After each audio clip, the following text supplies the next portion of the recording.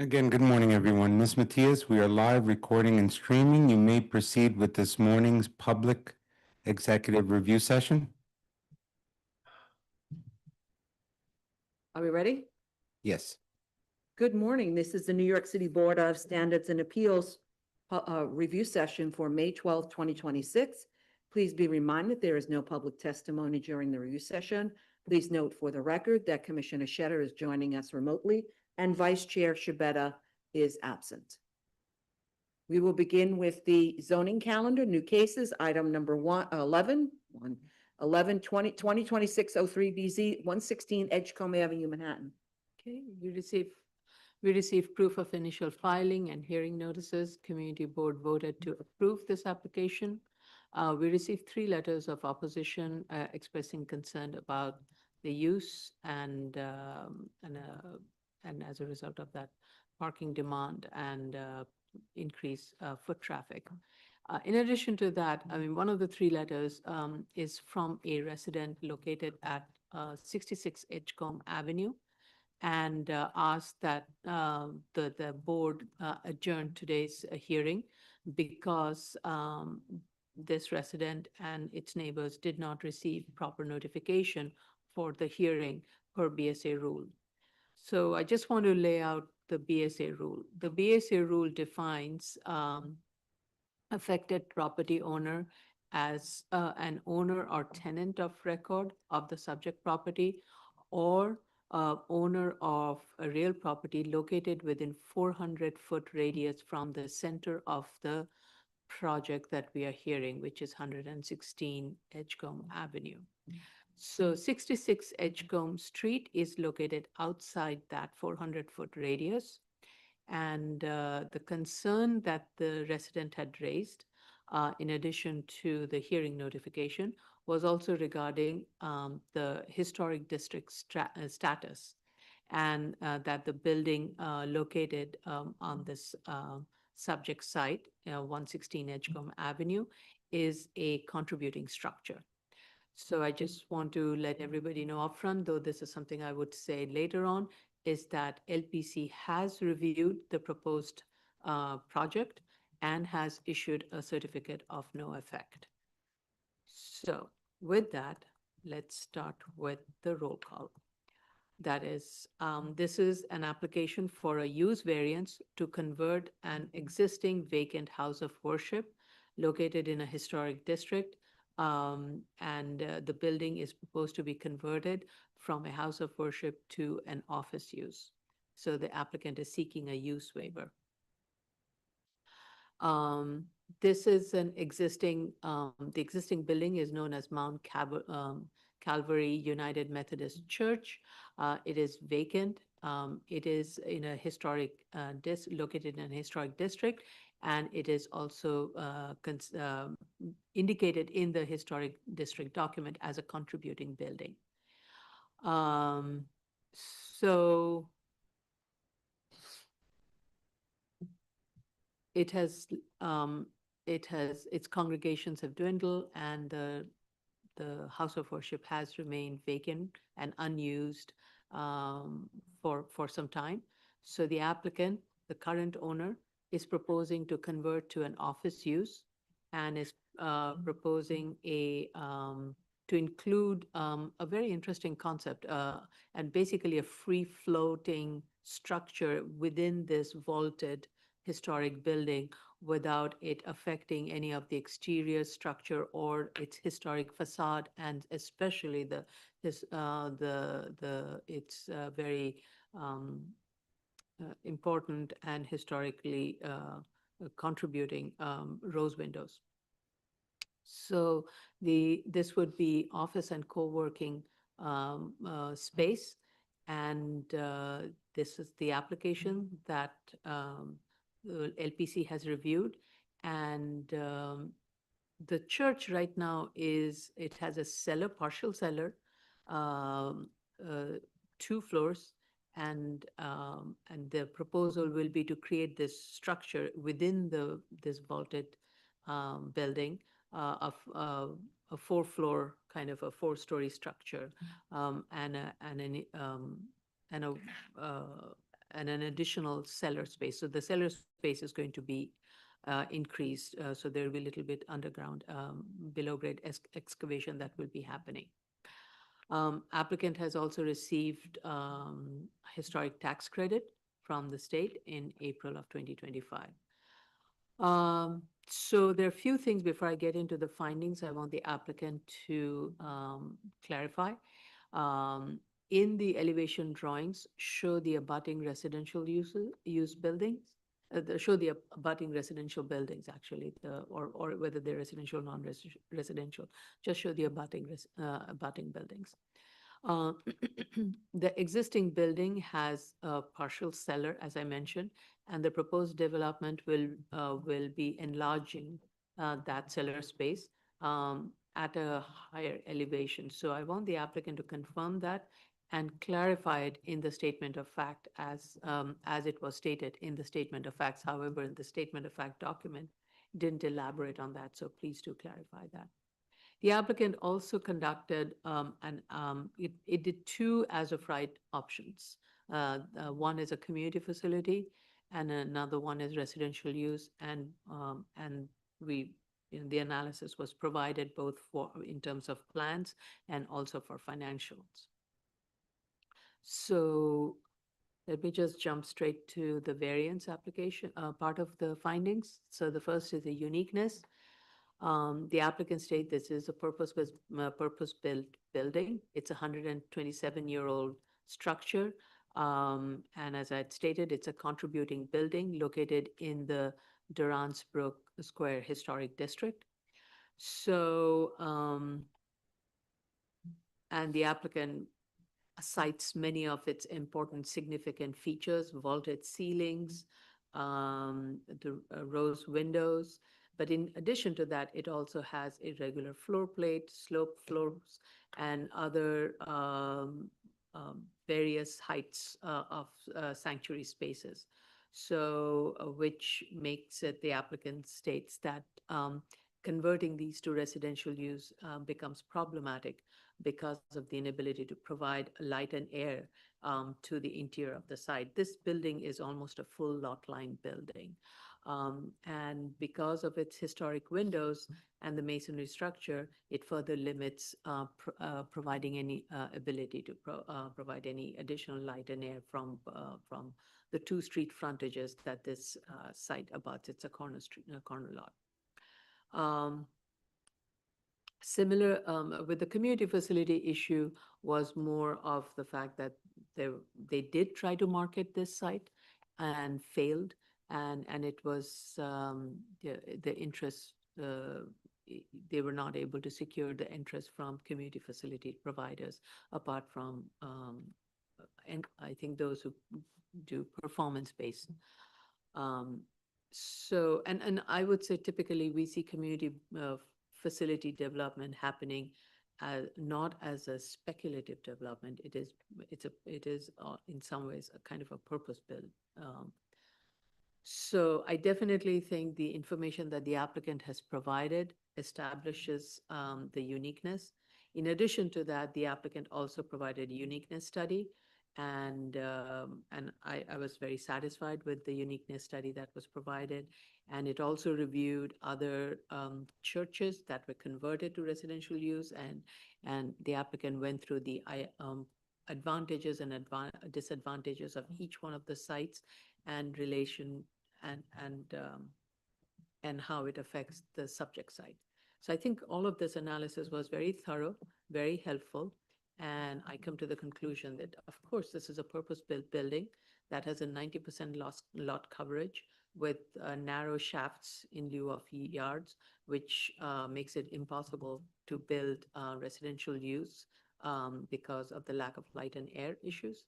And it being a contributing building in the historic district, it also further limits its ability in terms of purposing it for use other than the structure would dictate.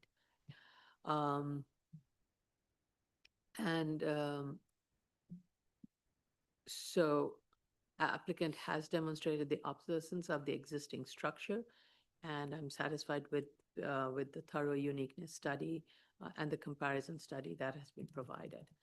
And it supports the finding A.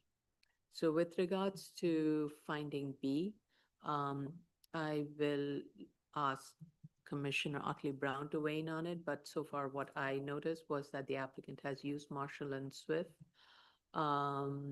And also, as I stated earlier, the proposed development was awarded a historic tax credit, whereas it was not able to secure that for as-of-right uses, as it was not, and because of the extensive amount of renovation that would happen in the interior, it would make any as-of-right development within the site not eligible for housing tax credit. That's what the applicant represents. With regards to the neighborhood character, there is no change that is being proposed to the exterior structure. It is all interior and the nature of the use. And based on that, the applicant provided a neighborhood character study. And while this is a residential use, there are ground floor commercial retail located along frontage of Edgecombe Avenue. And outside that are not necessarily in a C overlay area. And the proposed use location, while it is within the historic structure, it really will not affect, based on what I'm seeing, it will not affect the neighborhood character because the footprint of the building doesn't change. The use would generate the volume of pedestrian that would be generated based on the environmental review. It screens out. There really is not a significant pedestrian movement. And it also abuts a school building. So, I think based on all of these characteristics, I feel I'm satisfied that the neighborhood character would be met. It would be, of course, a much significant improvement to see a building of this historic significance occupied and reused and maintained rather than it being kept in a very poor condition and losing the historic significance as it weathers poorly. In terms of the D finding, applicant has provided the ownership history of the site, and it meets the D finding based on that. With regards to minimal, as I said, the proposal is a floating office space within this vaulted historic structure. It is a very creative approach with minimal structural and exterior changes affecting the historic structure, which the as-of-right use would not have been able to, because it would have required more structural construction and placement, and it would have further limited the optimization of the space in a meaningful way. So, and repurposing this building, making this building accessible, and also preserving the strong historic features of this building, I think are going to be addressed through this. So I think this proposal, the ask is minimal, and I'm very satisfied with this application. I have no further comments on this. Commissioner Otley Brown. I agree with the chair. I think this is actually a very creative reuse of a building that is suffering from functional and structural obsolescence. I feel that this is unique. It's not every day that you have landmarked houses of worship that all are suffering from the same issues and vacancies and the challenges of trying to market them for an as-of-right use like this one. So I feel that it meets the A finding. As for the financials in the B finding, I find that this financial report has addressed the uniqueness in a very fair way and has addressed its effect on the property and the need for variance. That being said, I do have one comment, which is more to be taken in future financials for other cases, and I just have one question that could be clarified quite simply in the hearing. So the first the first comment really has to do with the residential scenario and the residential rents. I understand that the large argument here is that the existing landmark building, which cannot have any visible modifications to its exterior, results in an inefficient layout of residential apartments with a lesser number of apartments than an as-of-right residential layout could provide. So I understand the big picture. And I also understand that that results in a very large delta between the development costs for the project and the income that could be secured here. However, I note that the analysis itself of the residential comparables and the rents is a little lacking in thoroughness in that there, first of all, out of all of the comparables out there in the city, the ones chosen for this application as appropriate comps happen to be the lowest income apartments in that area of the city, plain and simple. If you look on Street Easy, each apartment size, the income that you could get for those apartments is way on the low end of what's available out there. And we're not given any information in terms of the comps layouts or pictures of the interior of the comps that could let us feel comfortable with the applicant's choice of those low comparables, those low income comparables. And so because this project itself, this particular project, has a larger issue and that issue is very apparent, it allows me to say, okay, fine, I'll accept these comparables. I'll even modify the income myself to see if greater income would result in a feasible project. And because the delta is so large, it really doesn't. And so I'm going to accept this. But in the future, it may not be that clear cut an argument. And so I want the financial consultant to bear in mind that you really do have to prove in many ways the choices you make. And the best way to do that is by showing physical proof, layout of the comparables or interior photos if possible to help prove your point when you're going way below the average of what an apartment can get. So that's more of a comment. You don't need to make any modifications to this report as it stands. And then I was happy to see that the financial consultant did use Marshall and Swift for their scenarios. And I thought that even though they used the segregated costs, it seemed very reasonable to me. I'm not an expert there, so for that, I will defer to Commissioner Sheta and Commissioner Yoon. But the overall price per square foot of gross square footage in each of the scenarios seemed reasonable for me for a retrofitting. And so I'm accepting that. The only question I have here, and this can be answered in the hearing, is that the financial consultant submitted a letter after the fact with some additional information about their analysis. And in that letter, they have reduced the construction costs, the hard construction costs for the as-of-right community facility and the as-of-right residential without giving any reason why they reduced those costs. Now, while I'm always happy to see when an applicant goes through their information and then refines it, resulting in lower prices, I just want to know why. We think, because I was consulting the project manager, we think it's because they decided they really didn't need to expand the cellar in the as-of-right community facility or residential. But I feel that the consultant can just confirm for us if that's what was going on. But all in all, I feel that it does meet the B and it does meet the E finding. I feel that the use proposed here is not going to disturb the character of the community. It actually spreads out the use across an entire week rather than having a super intensive use on a holy day, which brings hundreds of people to the site. This has less people coming in and going throughout the week. And so I think it's more harmonious actually with the surrounding residential. So I feel it meets the C finding, and I definitely do not think this is a self-created hardship. So I feel it meets the D finding. So I'm actually satisfied with the application as it stands now. Thank you. Commissioner Sheta? Thank you, Chair. Long story short, I'm satisfied with the application.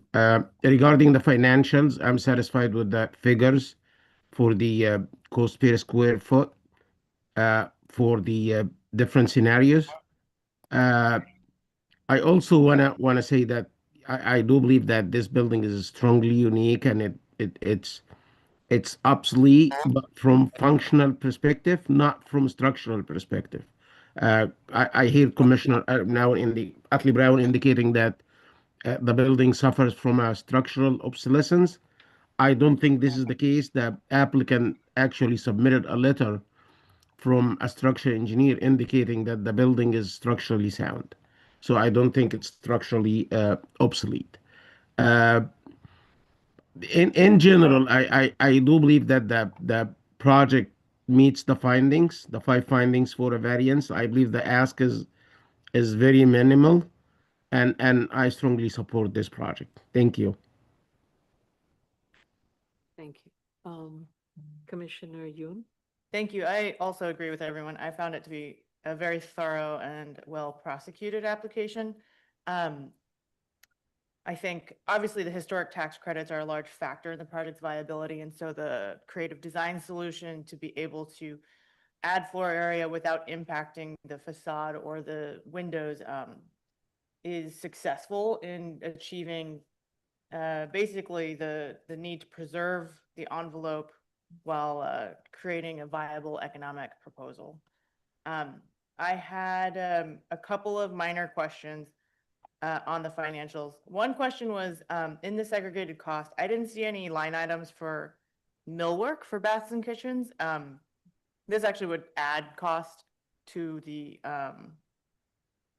proposal, but I was looking specifically for that because usually with apartments, one of the big things that'll set it apart from another kind of proposal is baths and kitchens. And that's not just the appliances and the plumbing, but also the millwork and finishes associated. So I was wondering if because I didn't see that in the in any of the backup.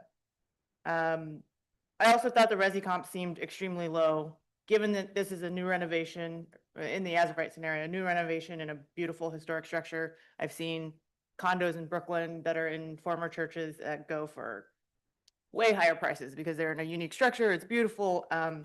So I thought that these numbers just on their faces seemed particularly low. But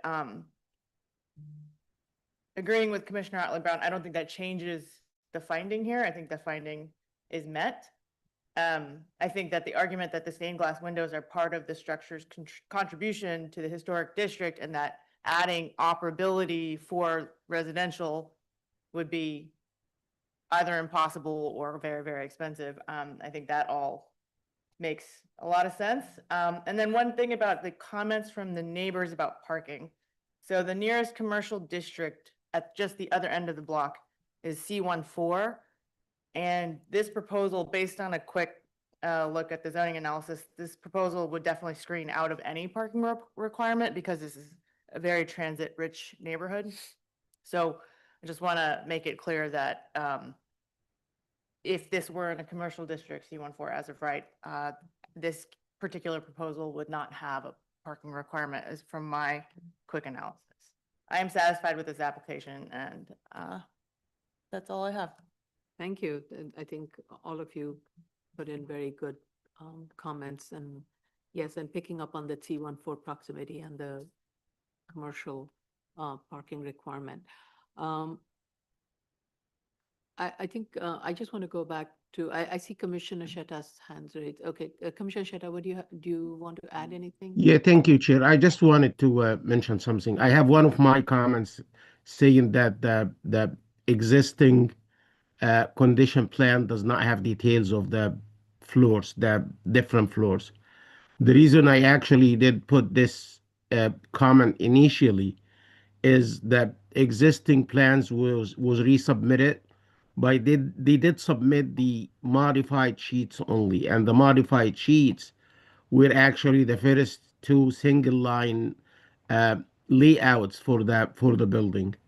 Please, next time when an applicant submits something like that, have him submit the entire set because it causes confusion. When I looked, I didn't look at the old ones. I looked at the most recent ones, and the most recent didn't actually contain the Everything, full set. that package. So this is one thing. The other thing is I want to point out to that the marketing effort that the applicant did exert trying to like market this building as a community facility or a house of worship, but it was unsuccessful. So I believe this is one of the important points that we should like point at when looking at this variance. Thank you.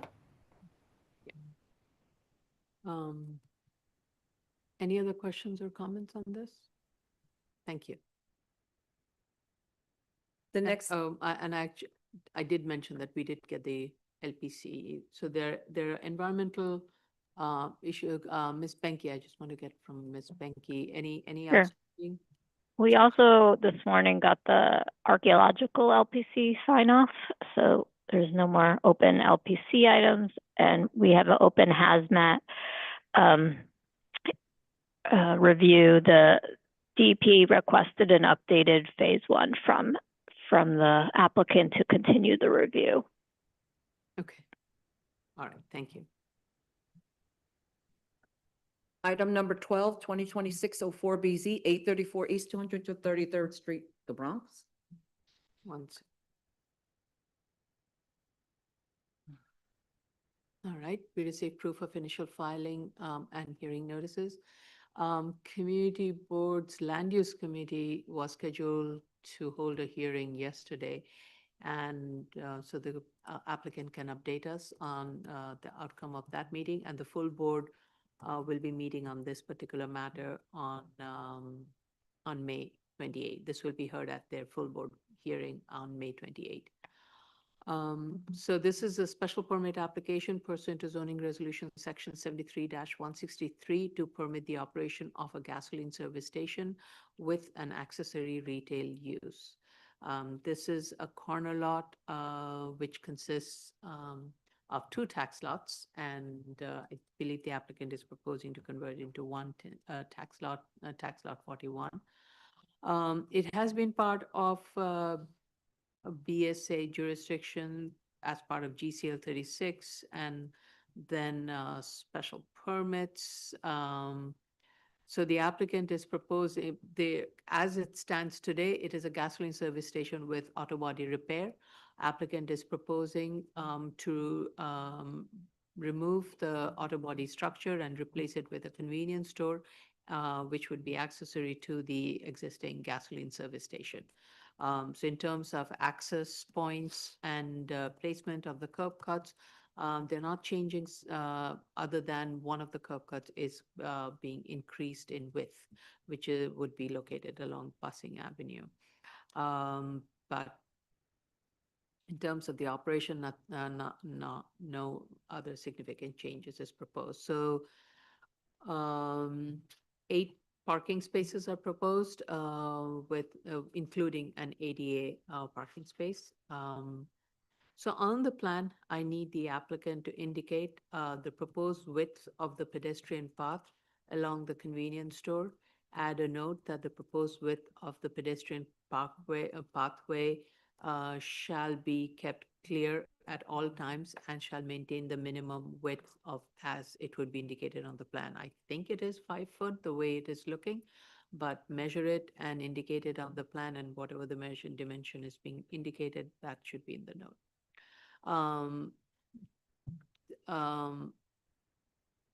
So I also noticed there are 2 sets of lighting notes on sheet Z007.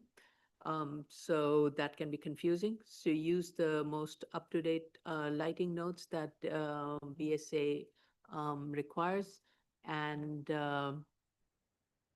it should include the fact that no more than 2-foot candle lights along the residential lot line, and the lighting shall be cast down and away from residential use, and light shield shall be used to minimize any adverse effect on surrounding residential uses. So let's move on to the findings of 73-163. The A finding, as I stated, this gasoline service station has been at this site since 1950s.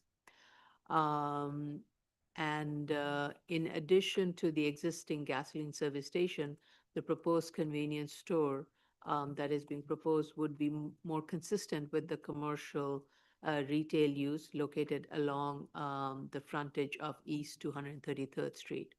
And also the frontage of East 233rd Street has a commercial overlay. So the proposed change from an auto repair to a convenience store would not impair the character of the future user development in the surrounding area. With regards to B finding, that it would not contribute to serious traffic congestion, applicant has provided a travel demand analysis. And based on that, the applicant conducted a level 2 screening analysis, and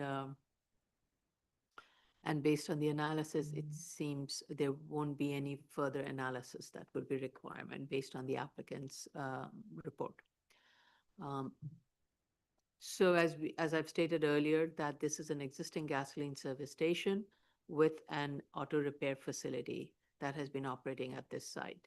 The proposed change from an auto repair to an accessory convenience store to the existing gasoline, the convenience store that will be accessory to the existing gasoline service station should not change the traffic pattern, because it is relying on the pass-by vehicles, and it would not be relying on significantly new additional traffic, though a conservative analysis was done, which assumed a lesser percentage of pass-by. And the existing curb cuts will remain, except for increasing the width of the curb cut on Bussing Avenue, which would be increased from 19-foot width to 30-foot width. The rest of the 2 curb cuts along 233rd will remain unchanged. With regards to the C finding, the applicant has provided a street map showing that East 233rd Street is an arterial roadway, and therefore the C finding is not applicable in this case. With regards to the D finding, it's not applicable, since the proposed use will be an accessory convenience store and not a lubritorium with minor repair or washing. That's not what is going to happen there. With regards to the E finding, the applicant is proposing 8 parking spaces, including 1 ADA parking space on the site. And the requirement is for 5 vehicles, automobiles waiting. And that is basically for auto repair type of facility. What the applicant is proposing is a convenience store and not an auto repair. So the applicant is providing the required amount of parking spaces. I believe, and I need to I want the applicant to verify that the applicant is providing 8 parking spaces as it would be required per zoning. So please do confirm that. With regards to finding F, that the entrance and exits are planned so that at a maximum expected operation, vehicular movement into and from the automotive service station will cause minimal obstruction on street sides. So first of all, this is not going to be an automotive service station. It will be a gasoline service station with a convenience store. So the existing site access will remain unchanged, as I mentioned, except for the minor increase in the width of one of the curb cuts. I do have some questions in terms of, as I was looking at the photos that were provided by the applicant, seems to be a lot of vacuum stations that are located along Bussing Avenue. And I didn't see an air machine, but it is my understanding it would be a requirement per state regulation. So the existing site plan doesn't seem to show any of them. Please indicate those. The proposed plan does not show that. So please indicate them on the plan. And if vacuum pumps and air pumps are going to be located, they should be located along the commercial lot line and not abutting the residential lot line. And the prior board condition had limited the hours of operation for such machineries from 9 a.m. to 7 p.m., which will remain in this instant also. With regards to the G finding, which has to do with screening of the site along the residential district, I need the applicant to indicate on the plan the height and material of the proposed fence along the residential lot line. The applicant needs to provide photos of the lot line condition. A 5-foot wide landscaping area is proposed. Applicant needs to provide 2 rows of staggered planting for optimal buffering along the residential lot line. And also the applicant needs to provide a good neighbor signage in front of those parking spaces that are located along the residential lot line. And the last but not least, the signage. So per proposed plan, the total surface area that would be approved is 150 square foot. Now, per zoning resolution section 32-642, it permits 150 square foot for each frontage, and it has a limit on the amount of illuminated sign that would be permitted per frontage, which is 50 square foot. The text, I do not believe permits, it puts a limit on the maximum surface area, but it does not state, therefore, that 150 square foot also applies to the illuminated signage. So the text does not permit the illuminated signage to be on 150 square foot. It would be 50 square foot per frontage per zoning resolution section 32-642. So please make those corrections, because as it's shown, the only illuminated signs would be provided, and it would total 150 square foot. That's not how the text is intended to read. Those are my comments. I believe there are 3 ECB open violations, which are construction related. Fire department issued a violation order and ordered the property owner to replace the fire extinguishing system installation to comply with Fire Code 901.5. At the same time, fire department also issued a letter of no objection, provided the violation is addressed post-approval. Ms. Benke, I believe we have only noise, air quality. Those are the outstanding. And LPC. Yeah, we're going to check with DEP about noise and air quality this week. And LPC, it was sent for archaeological review last week. They received the archaeological review last week? Yeah, we sent the EAS based on the new in-ground disturbance. So we're waiting for them to review it. All right. Okay, thank you. Commissioner Otley Brown? Yes, I only had 2 comments for this. The first one had to do with the compliance with TPPN 99. There's slightly different square footages given between the statement of facts and findings, the compliance chart on the plans, and the actual drawings themselves. And so they just need to reconcile all sources so they have one number, basically. Okay. And the other question was similar to you about the signage, and that I thought it was only 50 square feet of illuminated signage per frontage as well. And the analysis form is not by frontage, so it should be broken down by frontage as well and reduced. Yeah. Those were my 2 questions. Yeah, it should be per frontage also. That needs to be provided. Thank you. Yep, thank you. Commissioner Sheta? Thank you, Chair. The first of my comments is to do with the ECB violations. I'd like them to enlighten us on the plan to clear. And the second is regarding lighting. If you look at Z-007.00, if you look at the detail for the area light, it shows that it says actually that area light fixture with shield. However, when you look at the light fixture that's attached to that, it doesn't show any shielding for that light. So that need to be probably replaced with a light with shield. The next one is to do with the pedestrian path from the parking spots to the convenience store, especially the one from the ADA parking spot to the convenience store. I haven't seen that marked or highlighted on the plan. And the last one is when I looked at Google photos.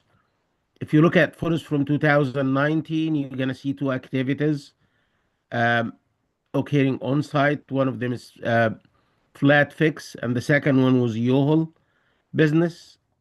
I believe moving to 2024 Street View, apparently the Yohol business is gone, but still show the flat fix business there.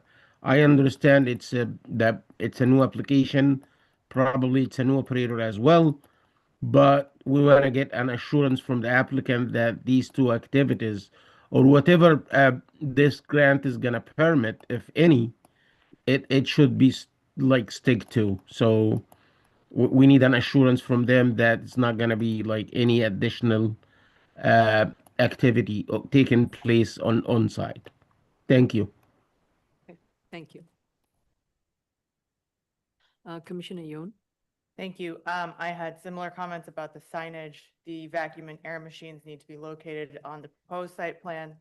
The photos that were submitted in February shows a dumpster that's not in an enclosure, the flat fix station, and a series of tires stored on racks outside, the graffiti on the side of the building, and as Chair mentioned, we need photos also showing the condition of the fence between the residential and the gas station. Also, in looking at section 33-293 of the zoning resolution, I believe this this project needs to provide a side yard of 8 feet against the residential rear yards. And so please take a look at that and see if that applies to you. And then I had a question. I'm not sure if the project manager had conveyed this, but I have a little bit of confusion about where the property line is located. So if you see, let's see, here, there's a street widening line. Oops, that's a terrible drawing. There's a street widening line here. And the property line kind of comes askew, but if you look at the zoning and tax map, or let's see, Yeah. you see that the street widening line is actually parallel to the property line. So I had asked for a survey, but maybe the easiest thing would be to take a look at your site plan and make sure that you're showing the property line accurately. Let's see if I had anything else. I think those were my comments here.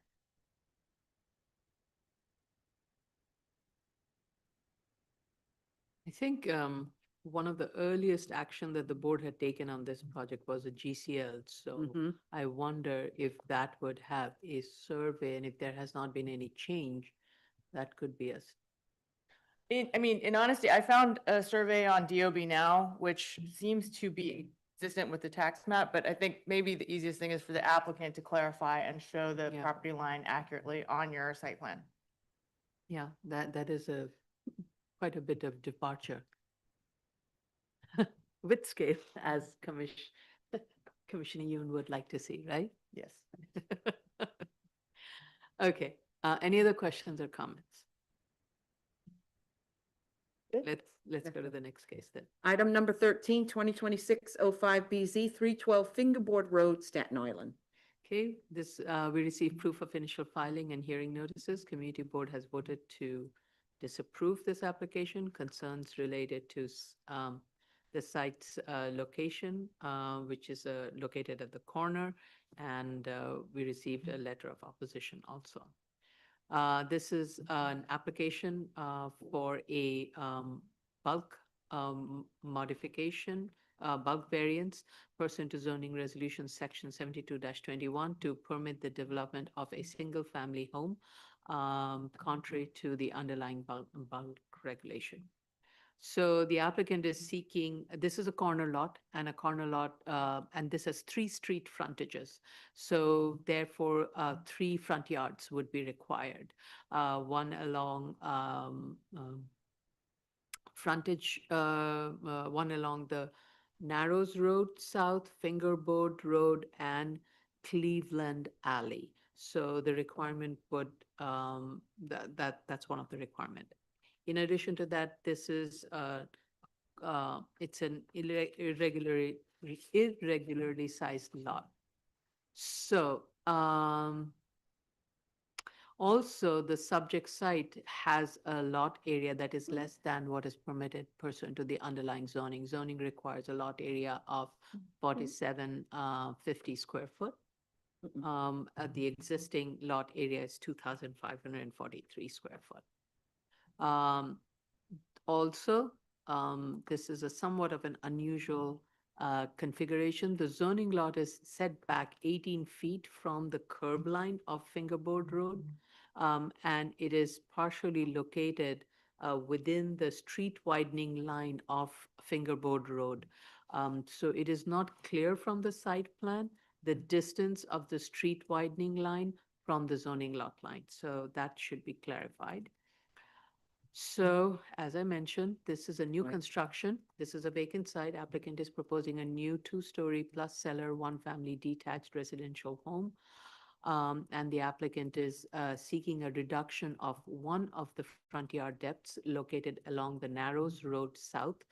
The requirement would be a 20-foot deep, deep front yard, which the applicant is proposing to reduce to 5 foot. So I have a couple of threshold questions.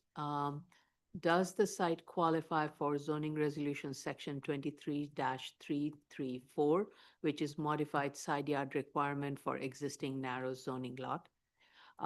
If so, then the side yard depth can be reduced and the proposed building can further set back from the lot line along Narrows Road South. And the threshold, I mean, if the zoning lot has been existent on prior to December 15, 1961, that's the threshold. The applicable zoning section for the proposed 15-foot deep front yard. So if you have 3 front yards, one of the front yard depth can be reduced to 15 feet. So the applicable zoning section for the proposed 15-foot deep front yard along Fingerboard Road should be zoning resolution section 23-321B, because C is not applicable. The reason for that is that the building on lot 5, which is the abutting lot, has a deeper front yard than required as measured from the zoning lot line. And that is how a front yard is measured. It is measured from the zoning lot line, not from the street widening lot line, so it seems it was applied inconsistently for the 2 lots. So please be consistent. The applicable zoning resolution section for required side yard should be zoning resolution section 23-332A and not 23-331A. And please ensure that the proposed curb cut meets zoning resolution section 23-632. So I have another threshold question, and that is, since the subject lot is located within the mapped street bed, I want the applicant to confirm, and this is a question for our general counsel also, if the general city law 35 is required, and pursuant to that, the application of zoning resolution section 7201G. Because when I read it, the portion of the text is the one that's making me ask this question. So one of the sentences in 7201G states, Such building waivers shall not be as necessary to address non-compliance resulting from the location of the development or enlargement within and outside the unapproved streets, and the zoning lot shall comply to the maximum extent feasible with all applicable zoning regulations as if such unimproved streets were not mapped. Even though this, unquote, even though the proposed building is going to be located outside the street bed, map street bed, the measurements of the front yard requirements, the way it's written, would it then require a 7201G? That's my question. Anyway, the applicant has provided an as-of-right layout, which of course makes it based on the required yard requirements, 3 front yard requirements and a side yard requirement, and the irregularity of the site makes absolutely a floor plate that is not habitable. So, oh, yeah, please go ahead. Hi. So on that point, 7201G also does state, provided the board has granted a permit pursuant to Section 35 of General City Law, and prescribed conditions which require the portion of the development or enlargement to be located within the unimproved streets to be compliant. And then GCL 35 also is specific to a building in the bed of the map street, and distinguish the word building from development or structure. If DOB raises a GCL 35 objection, their 7201G would clearly apply. But absent that objection, this board can't grant waivers of 7201G. Okay.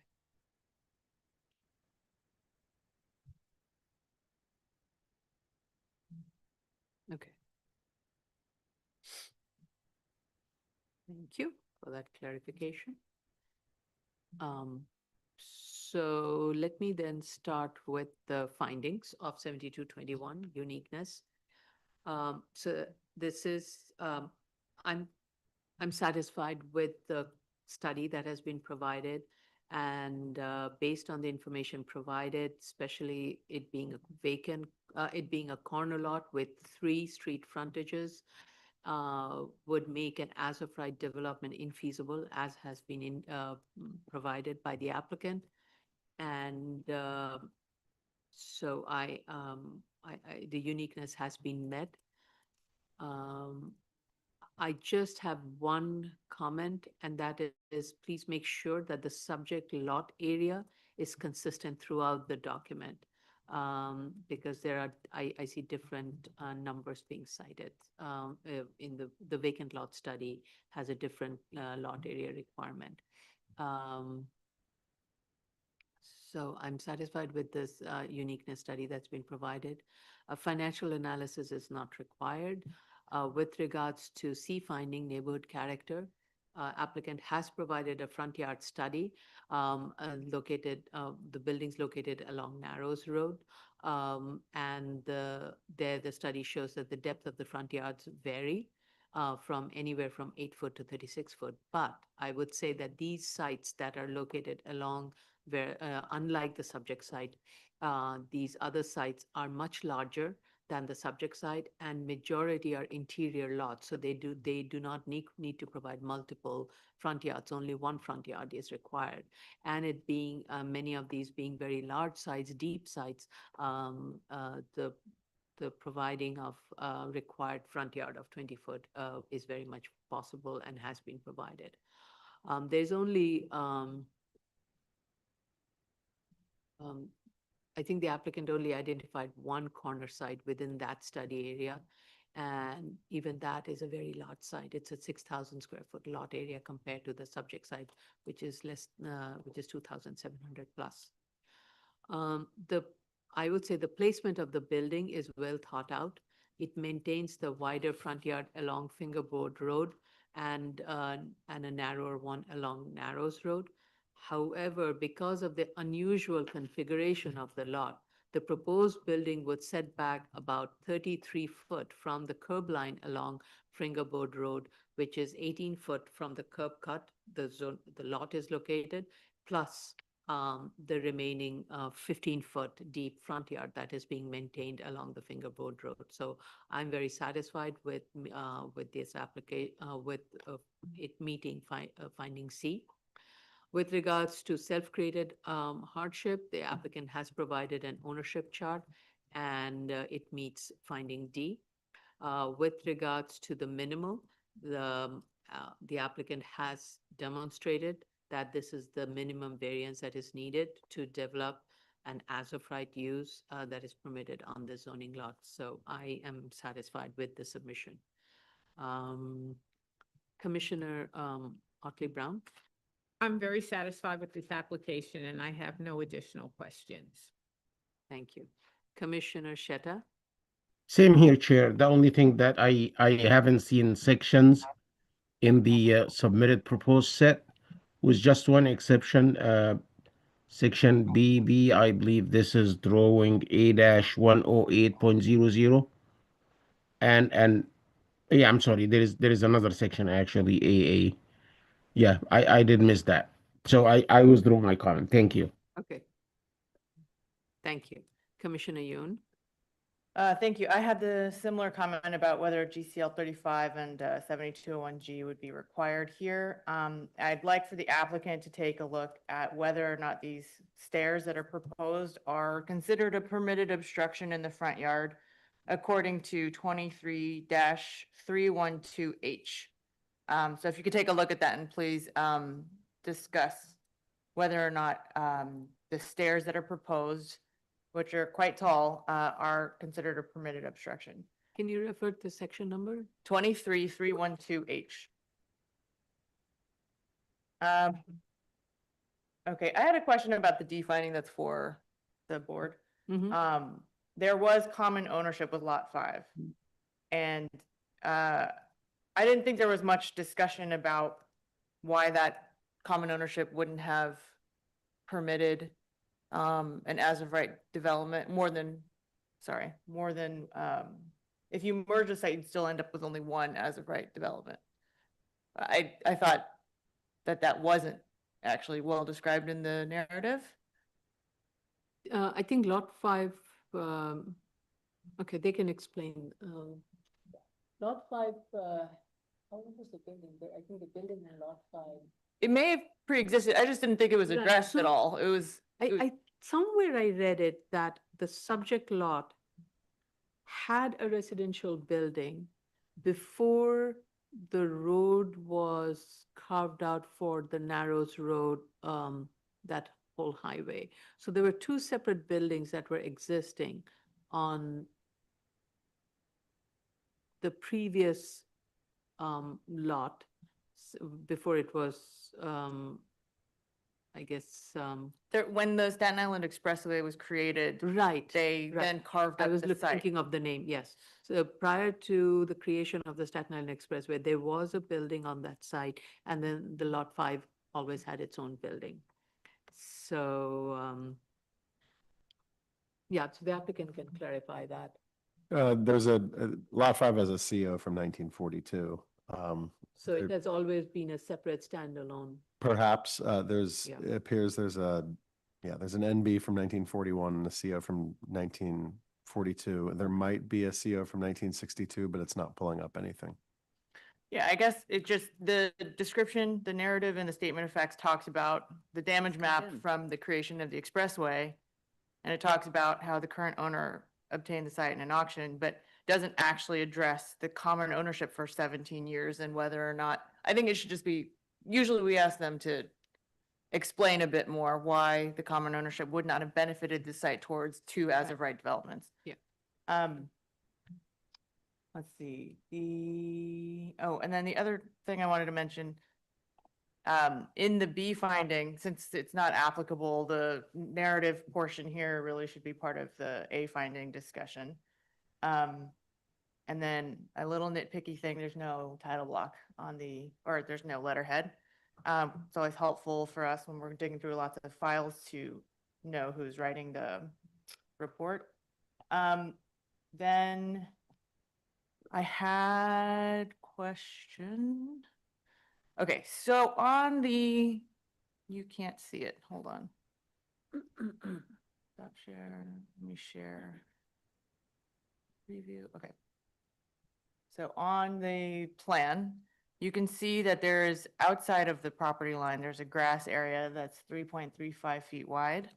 And then, as the chair mentioned, we have this setback of where the zoning lot line is relative to its neighbor, looks like about 11 feet. So, do you see this now? No, share.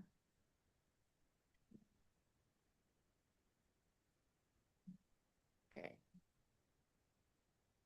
Okay, so here the site is outlined in the photographs and it includes that 3.35 feet here.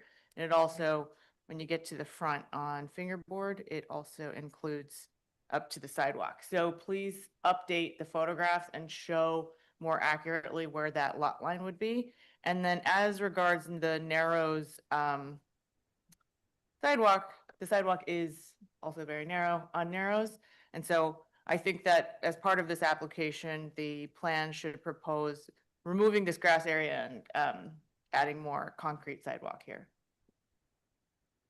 Those, because there's a bus stop. Just want to mention, there's a bus stop here. So those were my. I didn't understand your last comment. Can you please go back and? Sure. The proposed plans clearly show that this grass area of about 3.35 feet in depth is part of the sidewalk, the public right of way. Mhm. And so the first comment is that they need to update the lines as shown on the photographs, but that as part of the BPP, as part of the improvement, they should be taking that 3.35 feet of grass and turning it into sidewalk. I give, so this is something I have to say, I have to be careful about that because you can, there is a slope condition, and in order for it to be made into a sidewalk, then it would be a site that would have to be, this is part of the DOT property. It's not a requirement for us to have to provide it. If you construct a new building, typically you have to prepare a BPP and you have to improve the sidewalk adjacent to your property. And DOT will review that document. And I'm saying that since they're going to have to update the sidewalk with the BPP as part of the new building improvement, they should also show this as extending the sidewalk as opposed to grass. Which, yeah.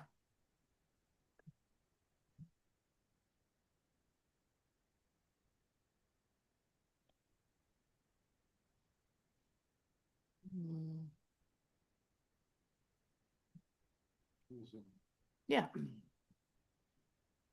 If you're saying proposed concrete sidewalk here, you might as well extend it further. Not actually grass it. Hmm? What's this grass area with those poles? Not actually grass it.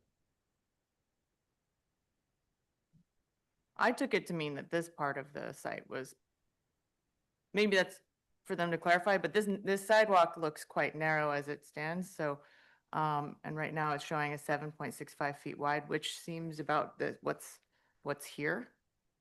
So that 3.35 feet, I think, is over here. And since a BPP will have to be prepared anyway, I'm suggesting that we extend the proposed sidewalk up to the property line.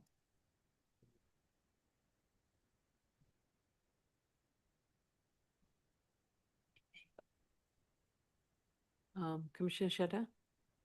Yeah, thank you, Chair.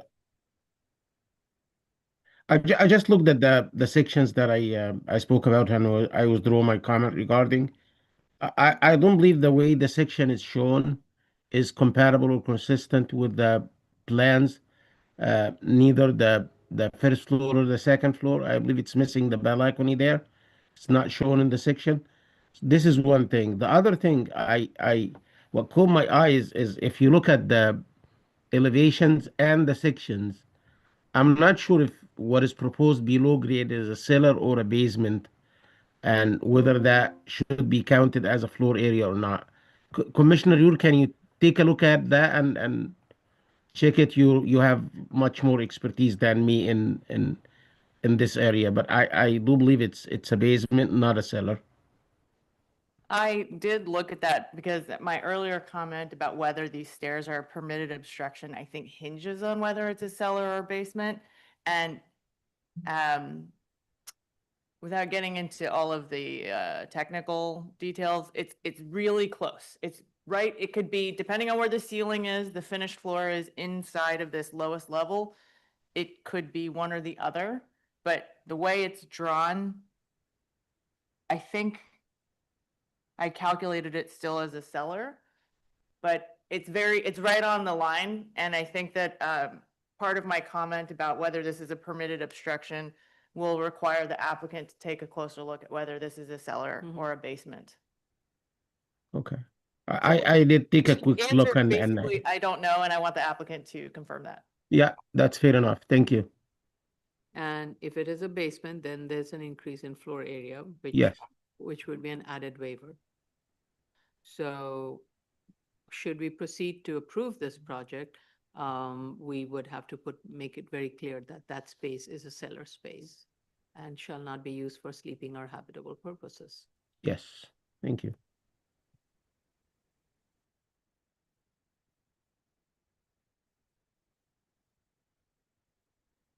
Okay, anything else?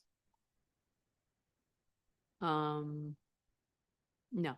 Okay, so this concludes the public, I'm sorry, this concludes. the- I actually, I want to step back. I do want to step back in what I said, in terms of this, the city of Yes, with the opportunity to provide assisted dwelling units, we need to hear from the applicant what the applicant is thinking of. Okay. Because you can have an as of right. ADA, what is it called? ADU.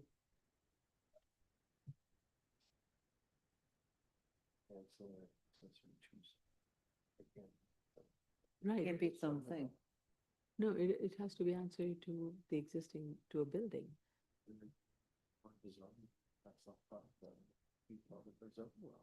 didn't understand. What has that got to do with?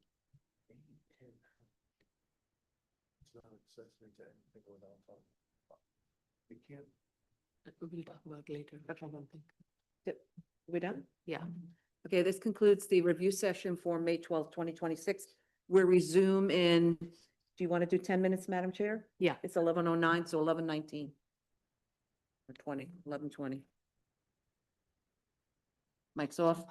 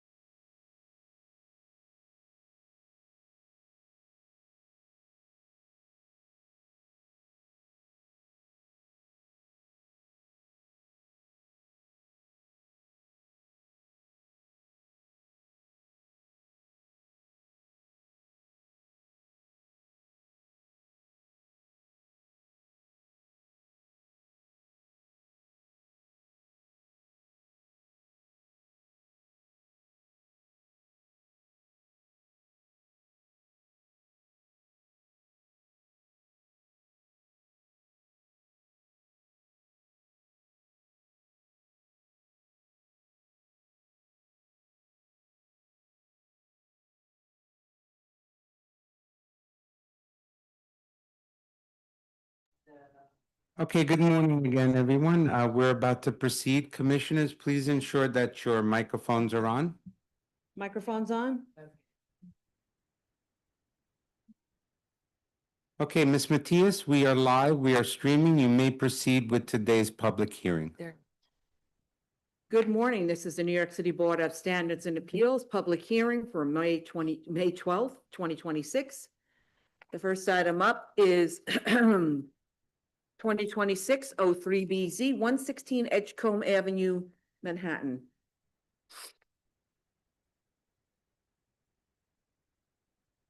This should be Jessica Corus, Rachel Scull.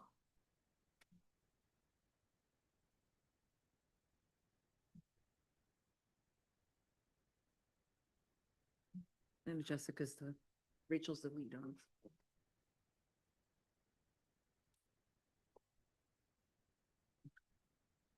How many times I say this and never remember it? Good morning. Ms. Scull, is that all part of your team?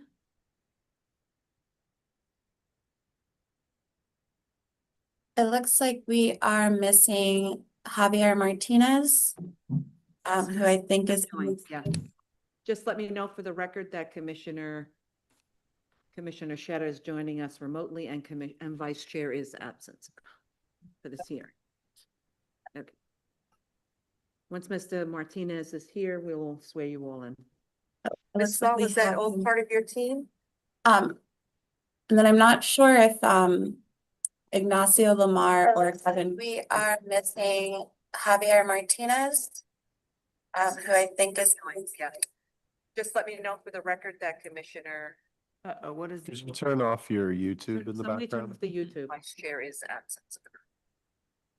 Sorry. It's okay. So we have Ms. Scull, Ms. Corus, Mr. Martinez, and Mr. Lamar. Okay, we're waiting for Mr. Lamar to join. It looks like he's on. I don't know if Kevin Cortez in the waiting room as well, but if not, that's okay. No. No, we did not see.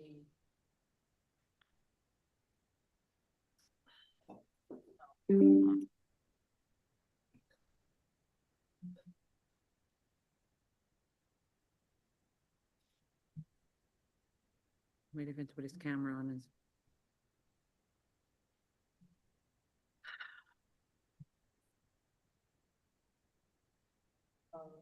Mr. Lamar, please turn off camera.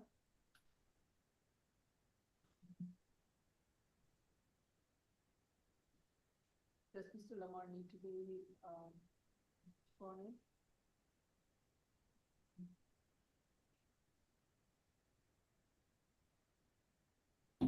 Go. There we go. All right. Okay, I'm going to swear everyone in. Raise your right hand. Do you affirm to tell the truth, the whole truth, and nothing but the truth in your testimony before this board and to respond honestly to board member questions? Yes. Yes. Please state your name for the record and proceed to respond to the board's comments at review session, whoever's the lead. Great. Thank you so much. Good morning, Chair and Commissioners. My name is Rachel Scull, and I'm a land use attorney at Cozen O'Connor. We represent artifact number 116 LLC in this application for a use variance affecting 116 Edgecombe Avenue in Manhattan. I am joined today by Javier Martinez on behalf of ownership, Jessica Corus of Corus Consulting, Ignacio Lamar of Elad Architecture. We listened to this morning's executive session and will now respond to the board's questions. The chair asks that our elevations and our drawing sets be amended to show adjacent residential buildings. We will make those update and resubmit the full drawing sets per Commissioner Sheta's comment. We are also in the process of obtaining an updated phase 1 and will submit that as soon as possible. The chair also requested clarification on the proposed building cellar. The cellar would result from raising a portion of the building's ground floor that currently sits below the ground floor entry area. So there would actually be no excavation involved to create the cellar. We will update our statement of facts and findings to clarify this point. And I will hand off to Jessica to answer the rest of the questions. Thanks, Rachel. Hi, good morning. This is Jessica Corus from Corus Consulting, here on behalf of the applicant. I also attended the review session this morning and wanted to first thank you for your careful review and feedback of the application. I did hear Commissioner Otley Brown's comment and question, and it is fully noted, duly noted, that the residential scenarios and rents could have been more aggressive. And in future submissions, I will dedicate more time to additional thoroughness in providing you with sufficient information to provide you with a full picture of the residential market in the neighborhood. And want to acknowledge that I appreciate your review and that there is no need for additional modifications. So thank you for taking the time for the feedback, and I will strive to make improvements in the future.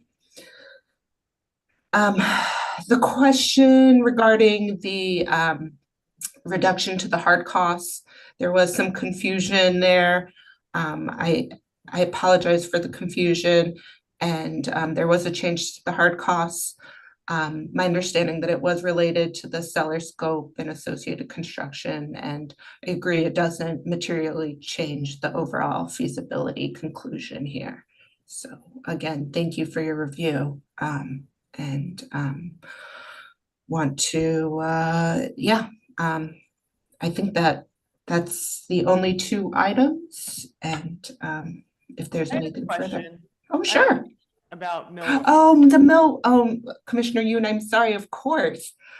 So this was actually a very exciting cost estimate, because I got into more detailed kind of cost line items than I have ever, I really felt like I was, remember Bill McQuilkin, how he used to get into every single line item. And this was the first time I got elbow deep into a cost estimate and tried to use the format that the client's cost estimator had previously done before, and then applied Marshall and Swift to it. So if there was a line item that was missing, such as millwork, that was probably my ignorance and inexperience of applying segregated costs to a set of plans. So, I'd be happy to go back and add costs, but I don't think that, if you'd like to see something for the record or the backup from Marshall and Swift. My impression was that all of it seemed, I have no questions on this report as regards this case.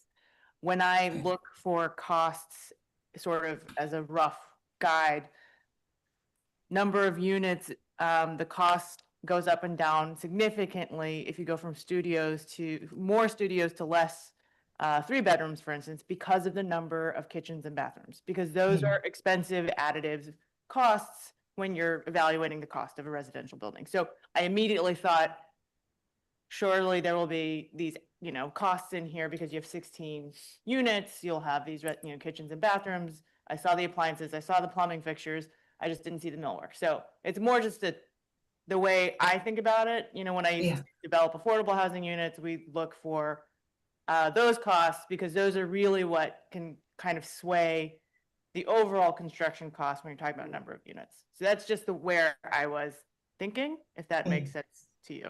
Yeah, of course. And if I ever have the opportunity to use the segregated cost methodology again in a submission, I will pay careful attention to each line item so that we're not missing anything significant like that.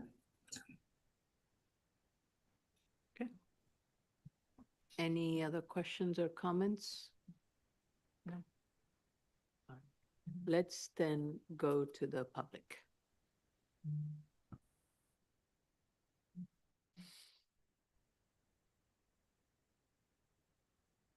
Okay, the case that we're currently discussing is 2026-03BZ, 116 Edgecombe Avenue, Manhattan. Should you wish to comment on this application, please dial 669-254-5252. At the prompt, you'll enter the webinar ID number 160-829-1655 and press the pound sign. At the next prompt, you'll press the pound sign only.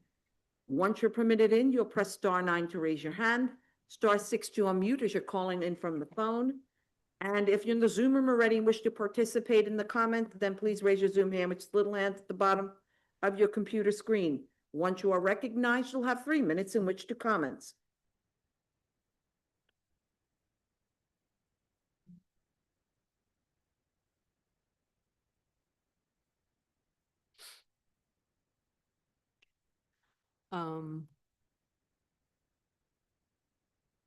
So the outstanding environmental is hazmat. If I understand that, right? Because we need the phase 1 review. So you can't. How much time, Ms.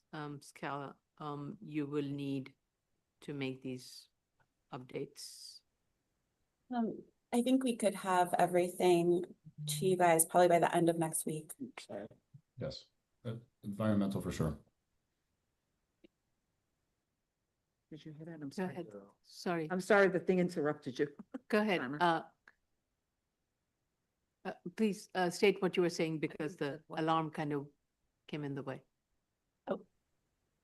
I said we could have everything to you by the end of next week.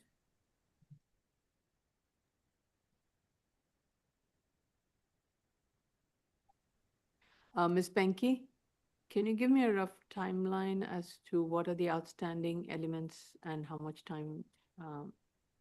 DEP is the outstanding with regards to phase 1, right?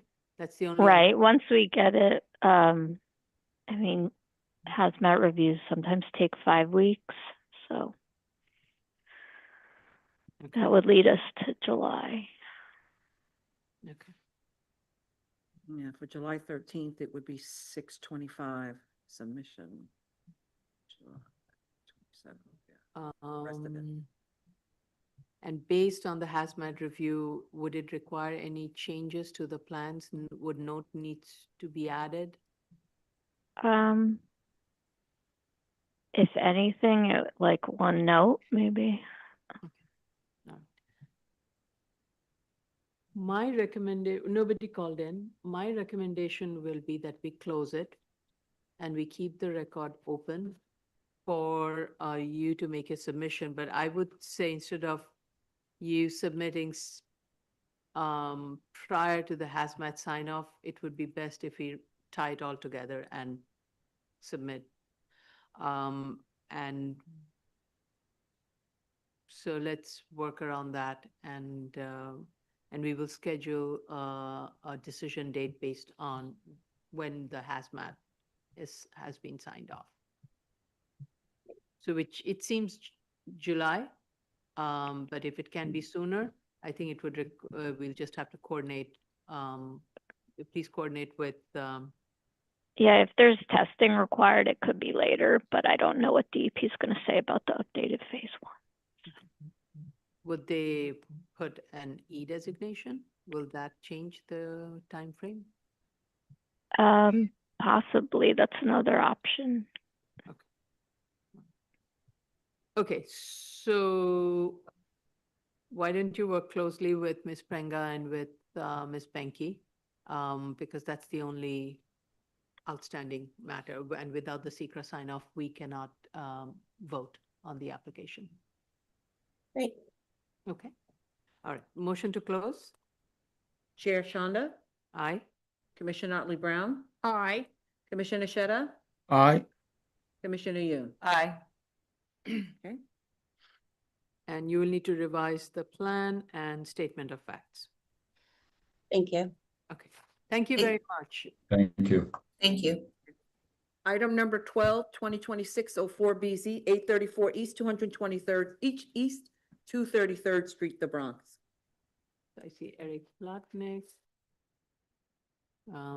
Anyone else from Mr. Plotnick's team? Chris Tartaglia. Tartaglia, yeah. Okay, done.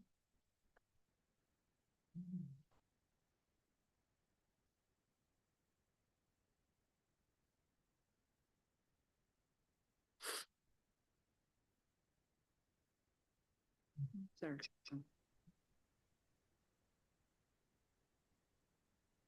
Is, yeah, Chris Tartaglia is there.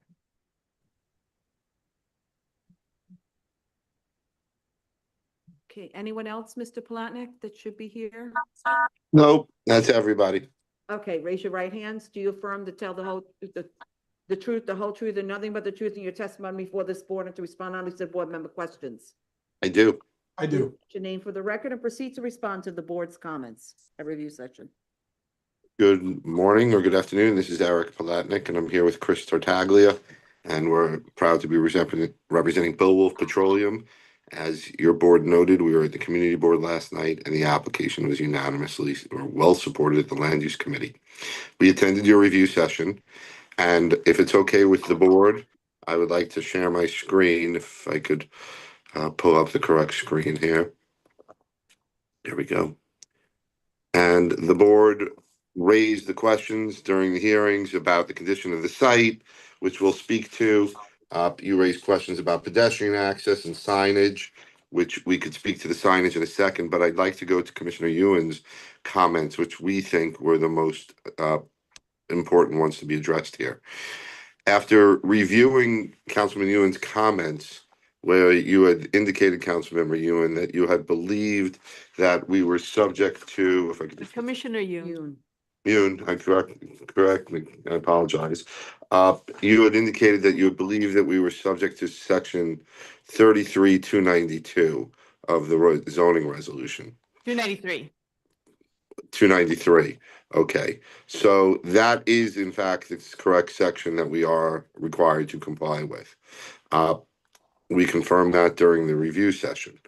So what we would like to do is continue on with the conversation with your board about potentially amending the application and bringing in a companion application pursuant to section 73-50, which does authorize the board, and the board has done before. And I recognize this is all new, but we did not see this upon our filing, nor did DOB, and we got to hear.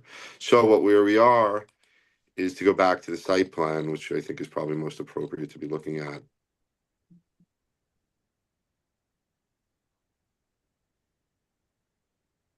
This is 7350. The Special boundary provision line. applying along the Yeah. boundary. Okay. Correct, that's the section we're looking at. Okay, and Chris, do you want to speak for a moment about what you looked at during the break about accommodating the minimum side yard here and what the impact would be? Sure. Thanks, Eric. Your screen is good. We can work from that. So good morning, Madam Chair, members of the board. So we do have that situation here in 33-293 where it is a rear yard of residential versus the side yard in commercial, as Commissioner Yoon adequately pointed out. The issue we have is we had looked at other layouts which located this building further easterly, essentially swapping the parking stalls for the building. And what happens is we create a very packed situation with regard to traffic, particularly at the pump islands. And really the way to make it work would be to reduce the number of pump islands by half to only 3. And the concern with that is that that's not going to be enough fueling capacity for the facility to really make this station pay off for the owner's investment, the client's investment. So we do believe that the siting of this building where it is located, as shown on the plan in front of you, is really the best location for it from a traffic flow perspective, from a site visibility and a traffic visibility perspective. The existing homes that are located to our south are located significantly further south. So the open areas, the yards are wide open in the rear there. And what we find is with the building located on that lot line is that actually provides significant light and sound buffering for those neighbors. It actually does a better job than landscaping and fencing can ever do in having a building at that location. So that would be part and parcel of our request to the board for the amended application would be to consider that special permit request, the additional request for the building located there. The problem in creating the 8-foot yard where the building is now is the building then becomes effectively much, much smaller. ADA restrooms then become more difficult to provide ADA access aisles.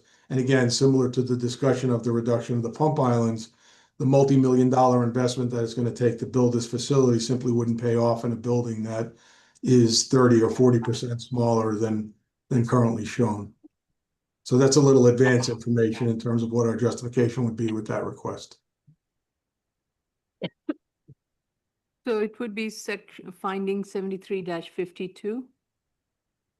Within 7350, there are 3 categories. So I'm assuming you're looking at 7352. Go to 70. I was just thinking 73-50, but hold on. But 7350 is the general.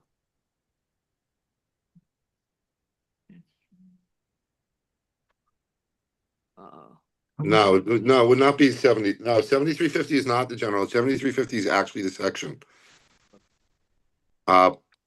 We could pull up, we've done applications and your board has acted upon applications in the past pursuant to 7350. It's actually this one sentence that you see on the page right here that I've highlighted in the middle.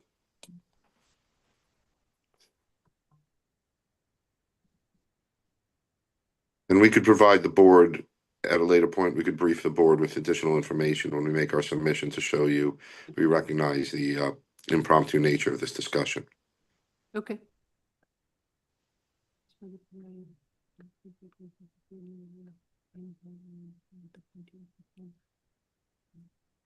But you're not seeking any waivers of the front yard requirements or signage. That is what 7350 is about. That's why I'm asking that question. Well, no, 7350, and again, we'll brief the board on it. 7350 mixes up quite a few different components within it. It's, for some reason, the authors of this section kept a few different components in it, as Madam Chair, you're correctly noting. So it speaks to all 3 items in the same section. Okay. That's the confusion. It's definitely a confusing section the way it's worded. But it does apply, and we could show you ample actions by the board based in reliance upon this section and citing to this where the action was taken. Okay. All right. All right, so that takes care of one threshold factor. Okay, so that's the first one. The next discussion that the board raised, and Chris, maybe if you have it at your fingertips, was the signage discussion. I'll let Chris share his screen if he could pull that up. Sorry to catch you off guard with the screen share, Chris. Yep, no problem. I'm ready. So Chris is about to pull up the zoning resolution section itself that were filed pursuant, and 73-163 has its own signage regulations within it.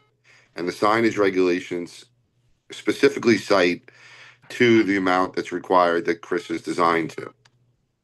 Yeah, so just to take over, Eric, in particular, so 73-163 is a carve out in the zoning resolution for automotive service stations and the special necessities that service stations present, both operationally and in this case from signage. So section H on the bottom here reads as follows, that the modifications to accessory sign regulations are necessary for adequate advance identification of such automotive service stations to motorists on heavily traveled streets in interest of traffic safety.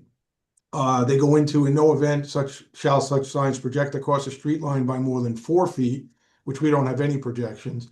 But the key point for our case, which is what we cited on our plans, was modification to the surface area of signs shall be limited to C1 and C2 districts to a maximum surface area of 150 square feet.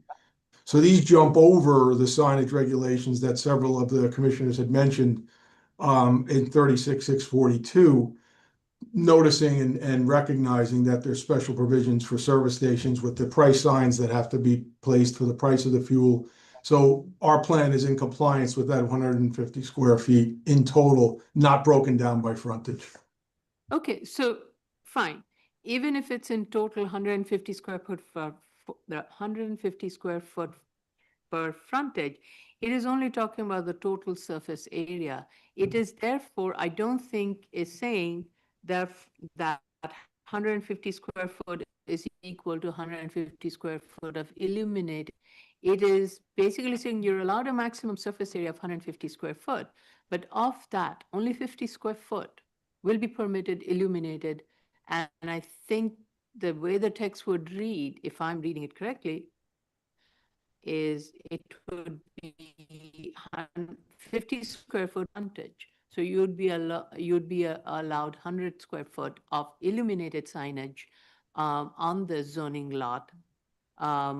Total surface area that would be permitted is 150, so you'll be left with 50 square foot of non-illuminated signage. I don't think it means a surface area of 150 square foot, which is equal to 150 square foot of illuminated. It just allows you, it limits the total surface area. It doesn't then start the section of 3200 still applies for the rest separation between illuminated and non-illuminated. Well, respectfully, Madam Chair, so 32,642 indeed outlines the same 150 square foot total of illuminated and non-illuminated.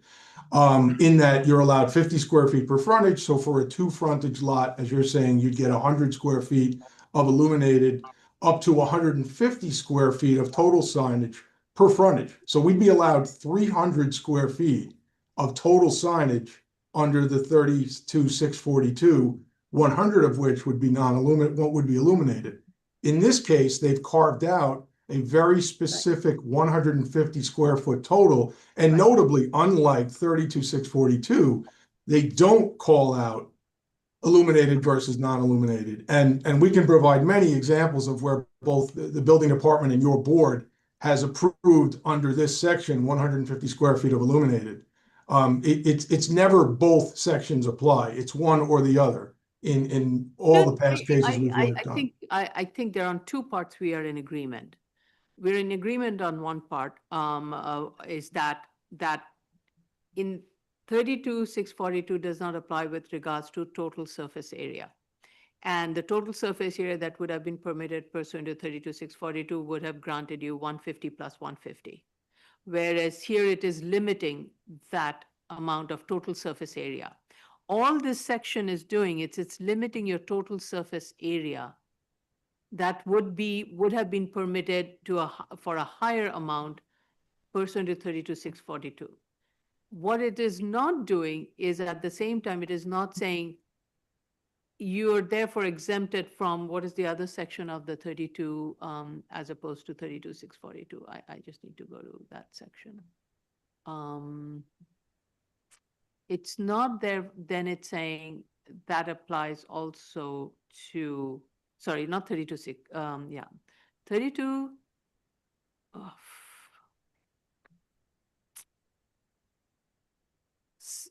So the total surface area, 32,641. So the finding H changes the 32,642 section, total surface area. And the total surface area is what's in 32,641 is the total surface area. And it refers to section 32,642. And in this zoning district, you're absolutely right. It would allow you more surface area, 150 plus 150, since it's a corner lot. However, the H finding of section 73,163 limits it to 150 for the entire zoning lot. So that's one limiting. But therefore, the way I would read this text, in this case, the non-illuminated sign, you can have as much of 150. But it does not waive the following section of 32,642, which requires maximum of 50 square foot. And I think the section does not say it means all the signage. It says the total signage. I just want to, sorry, I just want to read from the City Planning Commission adoption report from February 18th, 1998. The introduction states additional changes, and by the way, this is concerning amendments to the definition of sign, replacing, changing the definition of advertising sign, and deleting the definition of business sign as unnecessary. Additional changes would be made to other signage regulations contained in the zoning resolution to respond to the definitional changes. The application was subsequently revised on December 1997 to include certain related text for readoption in order to affirm its continuing effectiveness, and on January 1998 to clarify that the signs to be exempt from the provisions of the resolution shall not be illuminated. It does not. So the text is very clear. Yeah. The intent of the report was not to, because that was a big concern all throughout the changes to the signage regulations that were being made, is to limit the amount of illuminated sign. And so I will find it surprising that that's how it has been interpreted, because that's not what the intent is. If it's okay with Madam Chair and legal counsel for the board, we'd like to Sure. brief the board on it with some examples, as well as potentially communicate with the Department of City Planning and the Department of Buildings as necessary, and provide the board with some additional information to demonstrate the perspective that Chris is taking. If he is in fact correct, and if he's not, we will modify our plans in accordance. And Eric, I'm sorry to interrupt, but before we do that, I mean, so I'm just reading through this section H, and they do carve out the special needs of gas stations, and I'll just read the pertinent point. Modifications to sign regulations are necessary for adequate advance identification of such automotive service stations to motorists on heavily traveled streets, meaning we want drivers to be able to see. Well, yeah, the and signs Chris, further away. Chris, you raised a very good point, but and more importantly, I think what you're not raising, and to the point that council just raised a moment ago, this special permit language is brand new. That H, I don't recall reading language such as that in the past. Adequate advance identification does not sound like language that was in the 1961 or 1990 zoning resolution. It sounds like something that might have just recently been added in the 2024 updates. So, like I said, maybe we could just get some more clarification from some others, just to make sure we're all reading it the right way. I recognize we're just looking at it for the first time, all of us really, and dissecting obviously a complicated part of the zoning. So if it's okay with Madam Chair and Council, we will certainly go through that. We'll go back to what was just mentioned a moment ago by Council. We'll see what modifications were made under the City of Yes in June, and then we'll also perhaps speak to City Planning, the author of the resolution, and get some clarification. Yeah, I don't think there were any changes made. I just want to be clear. I don't think there were any changes made to the sign regulation as part of City of Yes. The resolution that General Counsel read, it's from the 2000 or 1990 or something. 1998 or so. That I remember being at City Planning then, and all that discussion happening. Institutional memory. Yeah. So, the concern was with illuminated signs. So that's why I would be surprised that the intent of H finding was to not to waive that 50-foot square foot requirement that is there in section 32-643. That was not the intent. The intent was, I understand what, Mr. Tartaglia, you're saying about the H finding. Yes, it was to allow for the signage, and that's why the surface area was very important to make it visible. The surface area has nothing to do with illuminated or non-illuminated. It's basically making sure a sign is big enough and it's not extending 4 foot. And from arterial highway, that's kind of the maximum size of the sign you can have. Then the illuminated and non-illuminated is coming through, still through that section of 32-642 and 43. And that's where I disagree with you. And so and this is a text that has been there since 1998. And I just will mention, this board has approved the 150 square foot under this regulation before. We have examples of it. So it has been approved. It is possible, but and the prior board could have been wrong, or maybe I am wrong. And I would like you to brief us and explain to us what the intent of this text was. So do provide a summary of that, and do consult with city planning. We will also reach out to city planning and do reach out to DOB as to what the intent of the text was and how Yeah, it we has will. been And we thank you very much for keeping an open mind towards I it. also Thank you. want to add that the board, 1 second. the board ultimately is not going to be waiving any signage regulations. Of course. However you proceed, if you get caught up later, it'll be very clear from the board's point of view that we will not be waiving any signage. Yeah, and we're not asking you to. We're only here for the objection for the use. Yep. Yeah, okay. Whose hand is that? Oh, Mr. Velez?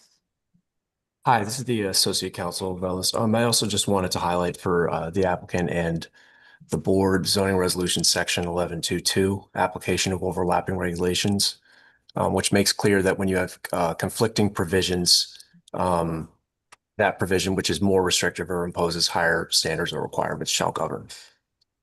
Just Yeah. for you to consider in your briefing. Well, thank you very much, Council Velez. Yes, thank you. Okay. Okay, so apart from those two threshold factors, do you want to discuss the rest? Yeah, we would be happy to. We've heard the comments with respect to the operations at the site. There is graffiti on the building. It's a consistent, constant problem. We will paint the graffiti over and do our best to eliminate it. We heard that you asked for photos of the fencing condition along the property line. We will provide you with photos of that. We heard your request for good neighbors signs on the proposed plans. We will provide you with that. We will reconcile the TPPN. We did make a mistake in our statement of facts, and we will correct that so that the correct square footage is that. We heard your comments with respect to lighting, which Chris will speak to in a moment. And with respect to the widening line and the tax map discrepancies that were raised, we are at the Department of Finance right now with a formal lot merger with lots 41 and 1, and that condition at the corner is being corrected as well. So we hope to either come back to you with a finalized tax map before you're done. That's what we're in the process of doing right now. Okay. And since this building will be fronting on the part of the frontage will be along the street, busing street wall, part of the new zoning requirement of street beautification, I hope that would be considered for that portion of that blank wall along Busing Avenue. I'm not sure we're familiar with what the requirement is that you're speaking to, but we're amenable to anything that involves beauty. I always forget the section number. It's in 13, it's in the Article 3. It is basically artwork, using Right. art wall for a portion of the wall. Mr. Tartaglia seems to be familiar with it. I think these go a long way. These are very simple things, and they also eliminate the issue of graffiti and disfiguration of the wall. So definitely look into that. It's a cost effective. It's another tool. Sounds nice. I was not familiar with it. So yes, we'd be happy to. Yeah, it's a zoning requirement, so we must comply. Yeah. And I think your wall has that, I think it is just at that point where that requirement kicks in. I think you're right. Yeah. Yeah. Okay. So indicate that in your plan. And I think, are there any other comments? Just the flat fixed station and all the tire racks needs to be removed. Tire racks, yes, we spoke about that with the applicant. There's an operator on site right now. We're going to speak to the operator and ask him to start to change his methods of operation. Obviously, there's a history of operations on the property for decades, and we're working with him. It's not so easy to get him to just change his ways, but we're trying.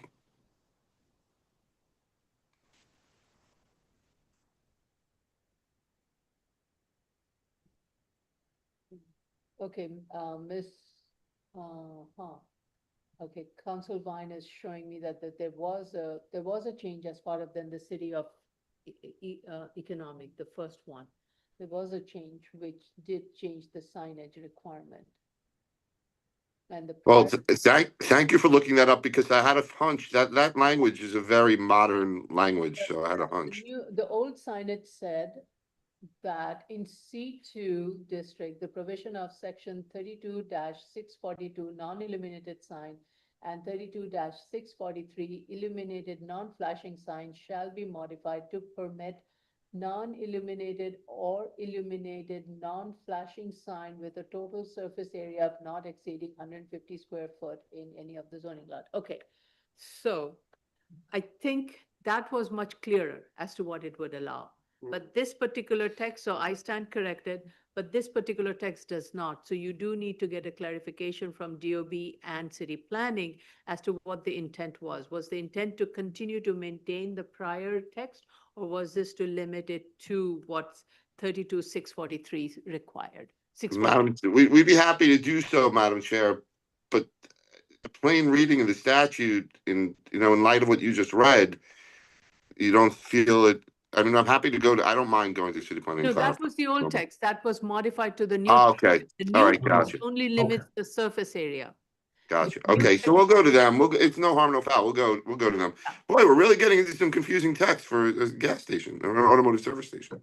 Okay, we will also reach out, but you should, I think in this case, the DOB, you reach out to DOB, we'll reach out to city planning. How about that? That's fine. I think city planning is really the place to go. DOB is going to refer us to city planning. Our DOB work is going to be to provide you with examples of approved plans that have that. Okay. Because DOB will tell us to go to city planning because they're the ones responsible for creating the language. They wrote the text. All right. Right. So if you want to go to city, if your board is comfortable going to city planning, we don't need to double, team their work. So it's whatever you decide, Madam Chair. Pre-city of yes text. Okay. Go ahead. It seems to be more liberal now, except for the 4 feet projection. Right. But the report says nothing changed. It was just renumbered. Yeah. That's a misnomer. Yeah. Yeah, the report changed, that there was just a change in the number, but I didn't realize the text had changed also. Yeah, the 4 foot projection is definitely new to the special permit.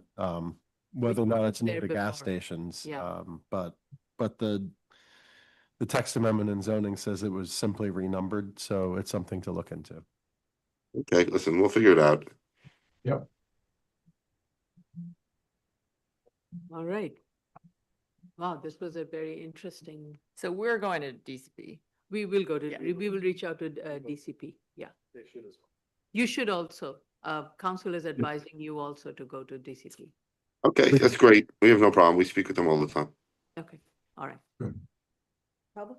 Yes, any other questions? No. Okay, let's go to the public. Are you freezing? Interesting. Or is it just me? It's a little chilly in here. It is still chilly. My head is just frozen.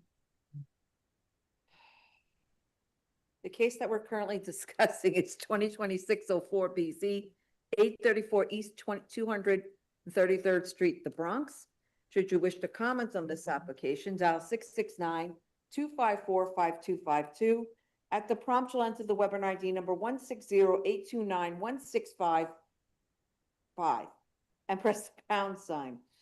At the next prompt, you will press the pound sign only.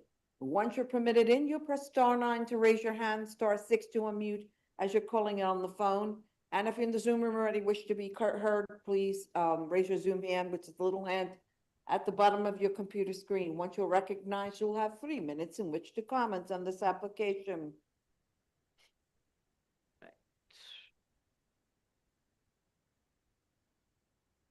That thing is killing me. How do we turn that off? Oh, it's okay. I was. Is there a way to turn it on? I thought we turned it off yesterday. No, there you go. Thank you. Thank you.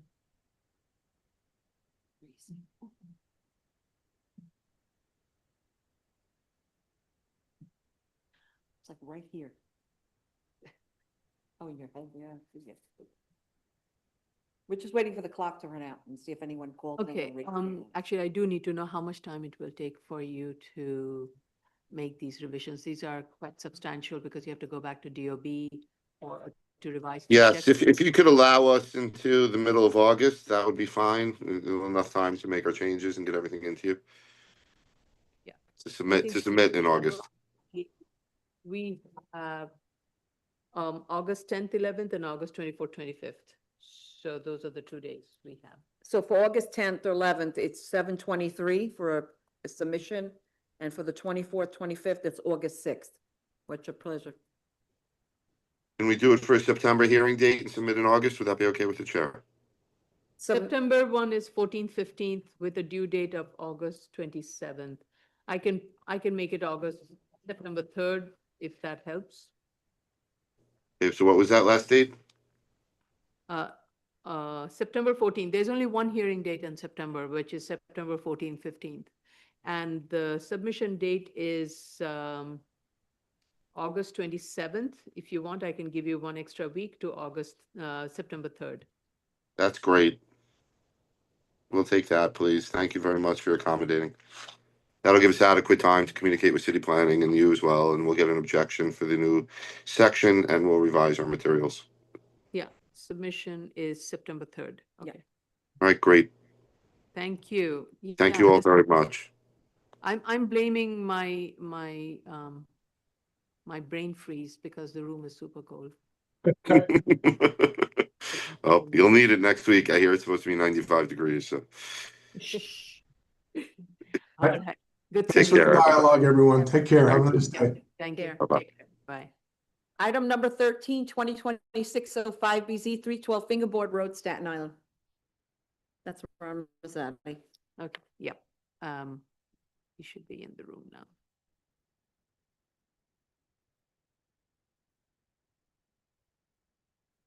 Hello. There's nobody else in the room, so I guess you're the only person? Yes. Okay. Raise your right hand. Do you affirm to tell the truth, the whole truth, and nothing but the truth in your testimony before this board? And Yes. to respond honestly to board member questions? Yes, I do. Please state your name for the record. Please wait till I finish. Please state your name for the record and proceed to respond to the board's comments at review session. Good afternoon, Commissioners. Madam Chair, Ron Rosati for the applicant. I will address the comments heard at the review session earlier. First, I'd like to apologize for some minor typos in my documents. I'll correct all of those. We'll also add, as Madam Chair requested, some dimensions to the plan from the widening line to the zoning lot line in front of the building to Fingerboard Road, just to clarify those distances. There was a question regarding if we qualify for a side yard reduction under section 23-334. The answer is no. Under that section, section is meant for interior lots. You need to measure the lot width, which is a defined term, and you measure a lot width between two side lot lines. The site does not, you cannot measure between two side lot lines on this lot. So we cannot reduce that side yard. So that's not applicable. I could put that in writing to make it clear if that's not clear. Okay. Huh. Okay. Let's see, curb cut. I reached out to the architect regarding some of the questions regarding him. Curb cut compliance 25632. We do comply. Again, I can put that in writing or have him put that in writing on his letterhead and put that into the record. Some other questions for the architect regarding the stairs. Is it a permitted obstruction under 23312H? He said yes. They access the lowest story, which is the first floor. Cellar is in a story under the zoning, so it does comply with that. And that the bottom portion of the building is a cellar, according to him. Again, we could put that in writing. It is already shown on the plan as a cellar. Regarding common ownership with the adjacent lot, and if that common ownership could have benefited for two as-of-right developments, the answer to that is no. It's an R12 zoning district. When the lots were owned together, it's R12 zoning district. When the lots were owned together, it was prior to City of Yes. You needed a 60-foot lot width. Even now, you need a 50-foot lot width. That adjoining lot is 50 feet. Our lot is, I believe, 28 or 29 feet, something like that. Nonetheless, it doesn't equate to the required width we would need or would have needed to build two homes. And I could add that to the to that finding to provide more information on that. So there was no opportunity then to build an additional house, even if they were merged at that time, which they weren't. I will put the statement of findings on my letterhead and sign it. Apologies for not having that. The photos, again, there was that error you pointed out, Commissioner Yoon, on the photos. I will clarify the location of the lot, so that it does not show that portion of the lot that is within the bed of the street.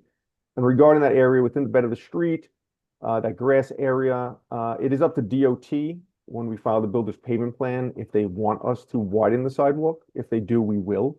If they don't, we won't. But at this point, I don't believe we're at that stage.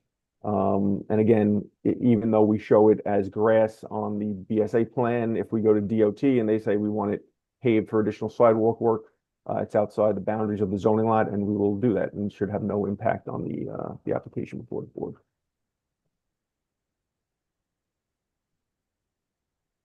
I don't believe there are any other comments to address.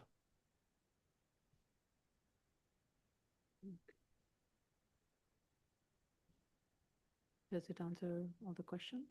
Well, I mean, I'm debating on whether or not showing it as an expanded sidewalk now and letting DOT then decide whether or not they actually prefer the grass is the way to go, instead of just saying we're going to leave it the way it is, and then hopefully DOT will do what you want later.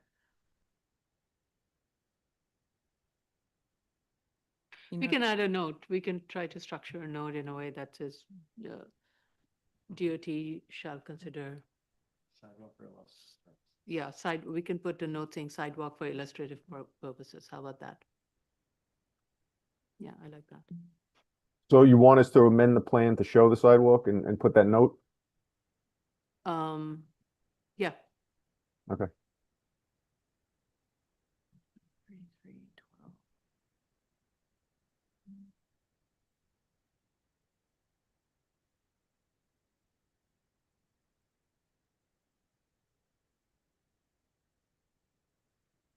Are we ready? Yeah, let's go to the public.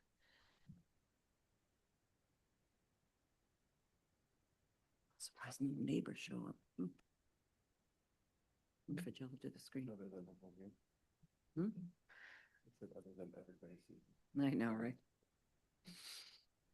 Okay, the case that we're currently discussing is 2026-05 BZ 312 Fingerboard Road, Staten Island. Should you wish to comment on this application, dial 669-254-5252. At the prompt, you'll enter the webinar ID number 160-829-1655 and press the pound sign. At the next prompt, you'll press the pound sign only. Once you're permitted in, you'll press *9 to raise your hand, *6 to unmute as you're calling in on the phone. And if you're in the Zoom room already, please raise your Zoom hand, which is the little hand at the bottom of your computer screen. Once you are recognized, you'll have 3 minutes in which to comment on this application. The GCL 35 question was answered, right? Yeah. Yeah. Because DOB doesn't have an objection. Right. Right. Doesn't mean they're not wrong, but.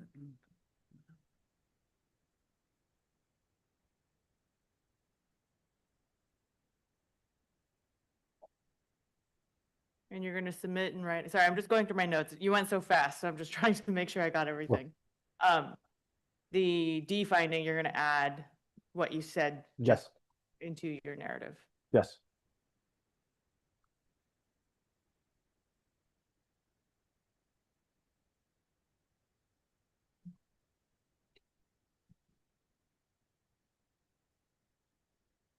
I just want to go back to one comment. I mean, I did read that when I was looking at the, but it doesn't say that it does not apply to corner lots. Corner lots could also have 2 side, but in this case, you have 3 front yards and 1 side yards. It's under the definition of lot width, where you have to measure, and I just had it open, I'll read it. Let me find it again, I apologize.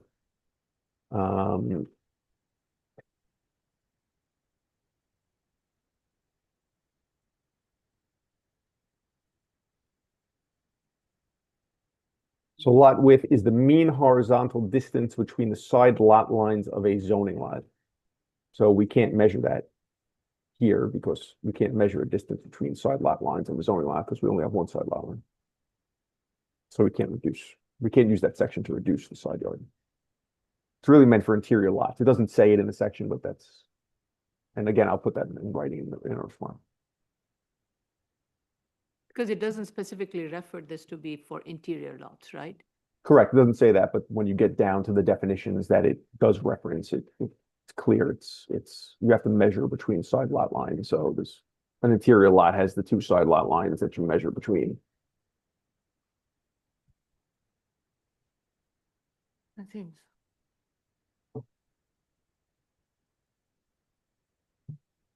Which almost is very punitive. In other words, that's what it would seem like. So It doesn't seem like it's consistent with the intent, but I don't have a opinion on whether the side yard should be reduced or not. It's an interesting academic question. yeah. I think this is again one of those changes that happened during City of Yes, maybe. Anything else? Okay. Seeing that no one has raised their hands or called in.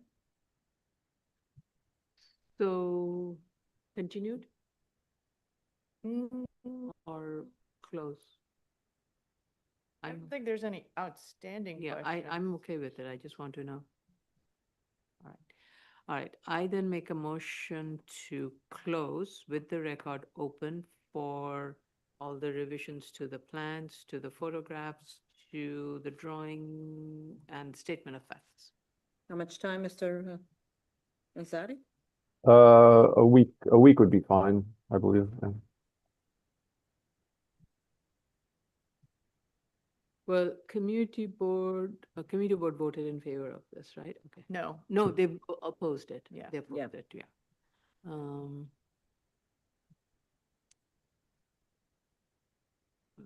I'm going to schedule this for June 15th. Okay, June 15th.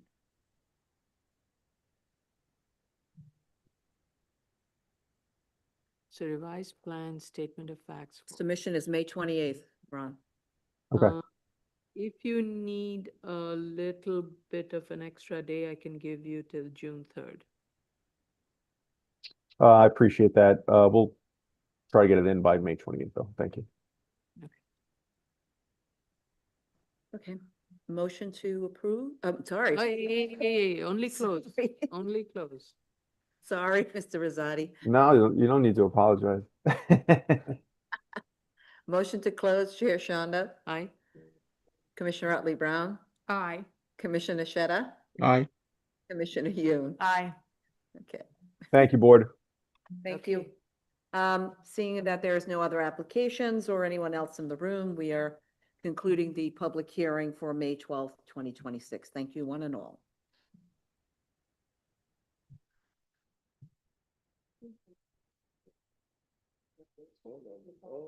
Oh, cute. Oh, he's a little bear.